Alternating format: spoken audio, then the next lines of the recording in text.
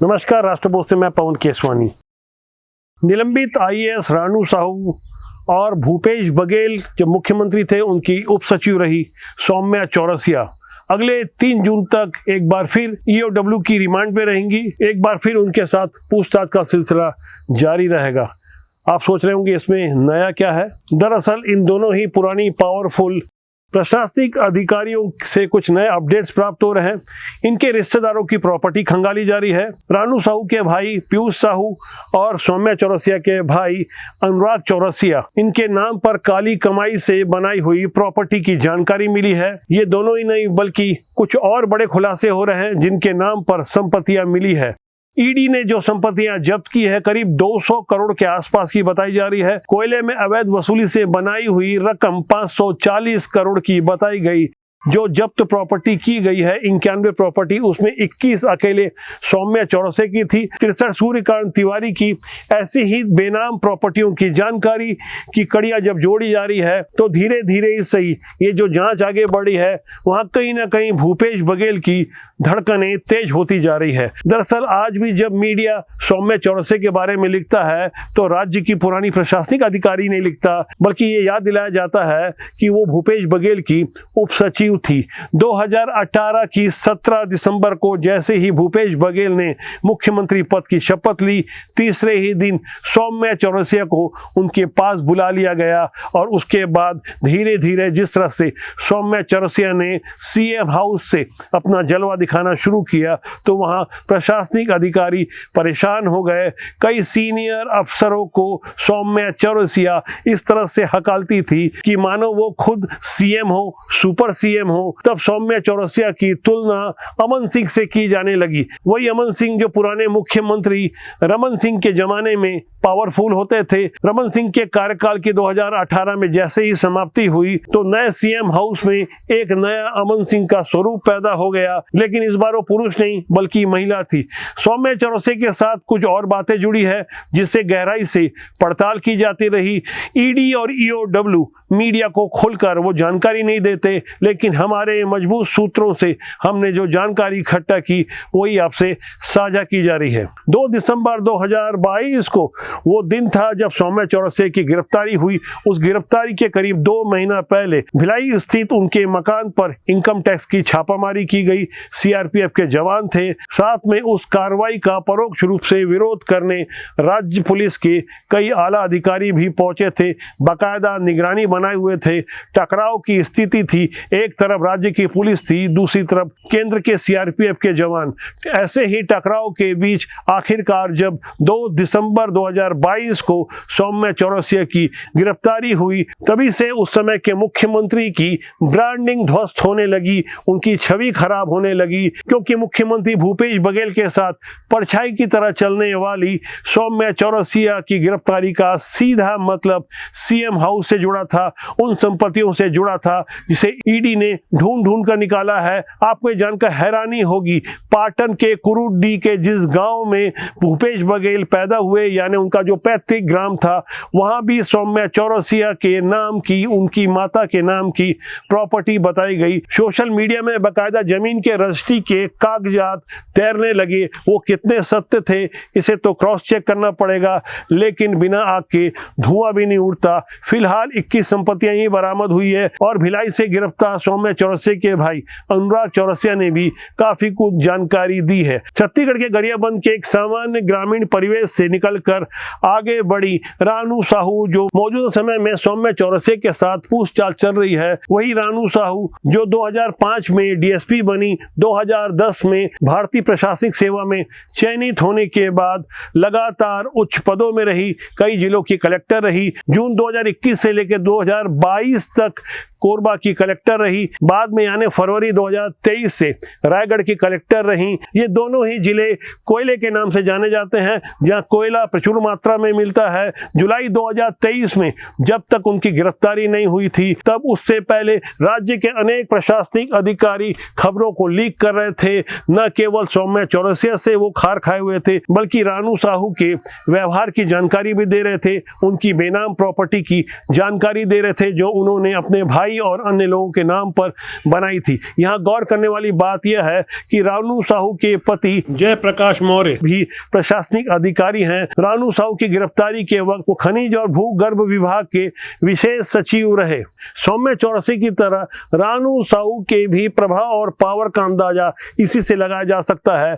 जिन दिनों वो कोरबा में कलेक्टर थी और वहीं से निर्वाचित कांग्रेस के विधायक और कद्दावर मंत्री जय सिंह अग्रवाल ने अपनी ही सरकार की प्रमुख प्रशासकीय अधिकारी उनके निर्वाचन क्षेत्र की कलेक्टर रानू साहू के बारे में साफ तौर पर भ्रष्टाचार का आरोप लगाया था। यह भ्रष्टाचार का इशारा कहीं और नहीं, सीधे तौर पर भूपेश बघेल की उस लॉबी से जुड़ा था जिसका पूरा नियंत्रण कर रही थी सौम्या चौरसिया। जय सिंह अग्रवाल को पुराने उप मुख्यमंत्री टी.एस. सिंहदेव के खेमे का माना जाता था, इसलिए जय सिंह अग्रवाल ने साफ तौर पर जिस तरह के गंभीर भ्रष्टाचार के आरोप लगाए थे, उन दिनों मीडिया ने उनके उन बयान को कोई खास तवज्जो नहीं दी, क्योंकि मीडिया का नियंत्रण भी सौम्या चौरसिया और भूपेश बघेल के करीबी देख रहे थे। भूपेश बघेल मुख्यमंत्री होने के साथ साथ जनसंपर्क विभाग के भी मंत्री थे और जिस तरह से करीब 1000 करोड़ रुपए का बजट जनसंपर्क विभाग से तैयार करवाया गया था खुद की ब्रांडिंग के लिए,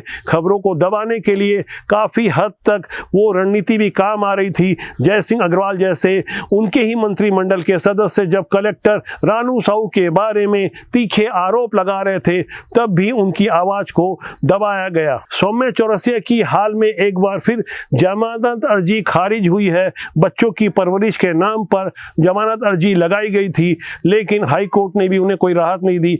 सुप्रीम कोर्ट में जब याचिका लगाई थी तो 1 लाख रुपए का जुर्माना उनके ऊपर आ गया, क्योंकि गलत दलीलों का आरोप सुप्रीम कोर्ट की ओर से लगाया गया, इसलिए दंड का प्रावधान सुनिश्चित किया गया। ऐसे में गौर करना होगा कि आखिर क्या कारण है कि करीब 1.5 साल से सौम्या चौरसिया जेल के अंदर हैं, कई बार जमानत आवेदन लगा चुकी है, उन्हें जमानत क्यों नहीं मिल रही है। तो यह समझना होगा कि विद्वान न्यायाधीश जिन गुण दोष के आधार पर जमानत देते हैं उसके 3 प्रमुख बिंदु होते हैं।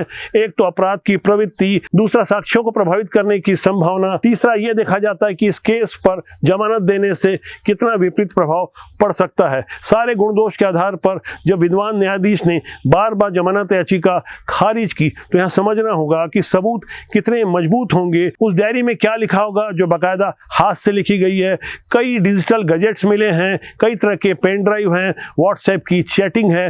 तमाम ऐसे सबूत चीख चीख कर कह रहे हैं कि भूपेश बघेल कार्यकाल के दौरान न केवल प्रशासनिक अधिकारी बल्कि कांग्रेस के कई नेता इसकी जद में आ चुके हैं। कोयले की काली कमाई के लिए 15 जुलाई 2020 को एक आदेश पारित करवाया गया, जिस मामले में समीर विश्नोई जो पुराने आईएएस हैं वो निलंबित हैं, वो भी रानू साहू और सौम्या चौरसिया, सूर्यकांत तिवारी जैसे लोगों के साथ जेल में बंद हैं। बुरे काम का जिस तरह से बुरा नतीजा सामने आ रहा है वहां मजबूत सबूत हैं। गौर करने वाली बात यह है कि भूपेश बघेल के कार्यकाल के दौरान सीधे तौर से केंद्र से टकराव था, बावजूद इसके ईडी ने लगातार अपनी कार्रवाई की और भूपेश बघेल का मुख्यमंत्री का 1 साल बचे रहने से पहले ही जब सौम्या चौरसिया की गिरफ्तारी सुनिश्चित की और अदालत के सामने उन सबूतों को प्रस्तुत किया गया, तभी मान लिया गया कि सौम्या चौरसिया की यहां से बचने की कोई गुंजाइश नहीं है। आज तक सौम्या चौरसिया जेल में है। जेल जाने से पहले वो काफी हष्टपुष्ट हुआ करती थी।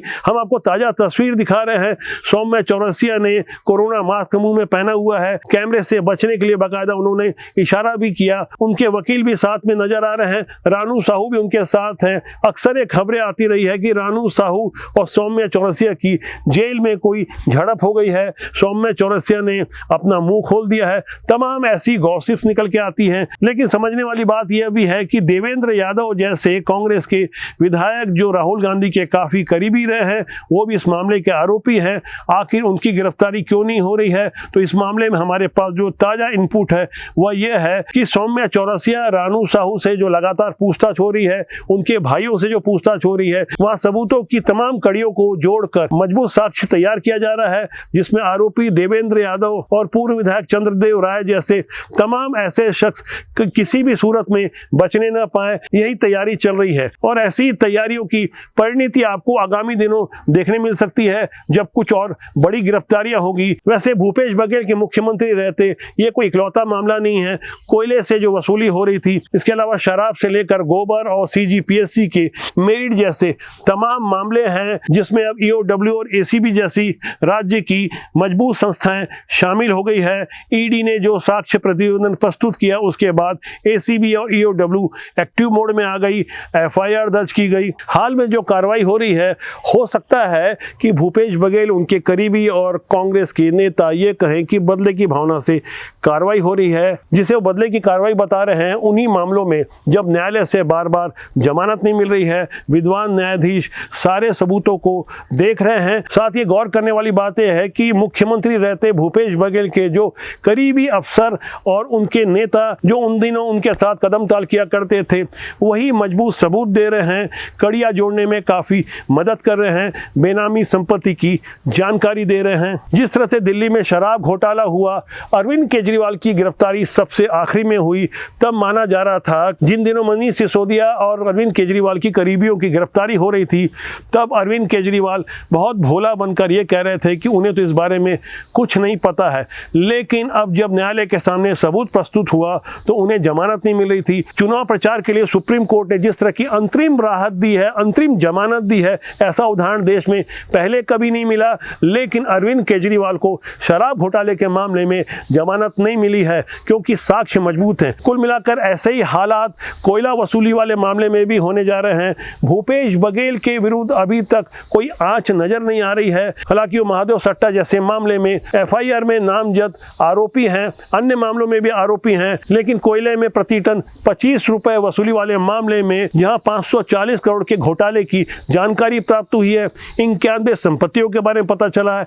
इन संपत्तियों से भूपेश बघेल, उनके रिश्तेदार और करीबियों के क्या कनेक्शन है, हमारे पास ढेर सारे इनपुट आ रहे हैं, लेकिन मजबूत जानकारियों को ही हम साझा करते हैं। आने वाले दिनों में इस मामले में कुछ और बड़े खुलासे होंगे। भूपेश बघेल की मुसीबतें आने वाले दिनों में और बढ़ने वाली हैं। हमने इससे पहले भी भूपेश बघेल की गिरफ्तारी से संबंधित कई वीडियो बनाए हैं। दरअसल वो घड़ी जल्द सामने आने वाली है। इस बारे में नई जानकारी के साथ मेरी आपसे फिर जल्दी मुलाकात होगी। तो आज के अंक के लिए इतना ही। मेरा आपसे आग्रह है कि आप चैनल को देखें, लाइक करें, शेयर करें, सब्सक्राइब करना ना भूलें, जिससे आपका और हमारा साथ ज़्यादा मजबूती से बना रहे। राष्ट्रबोध का सूत्र वाक्य है, राष्ट्रहित सर्वोपरि।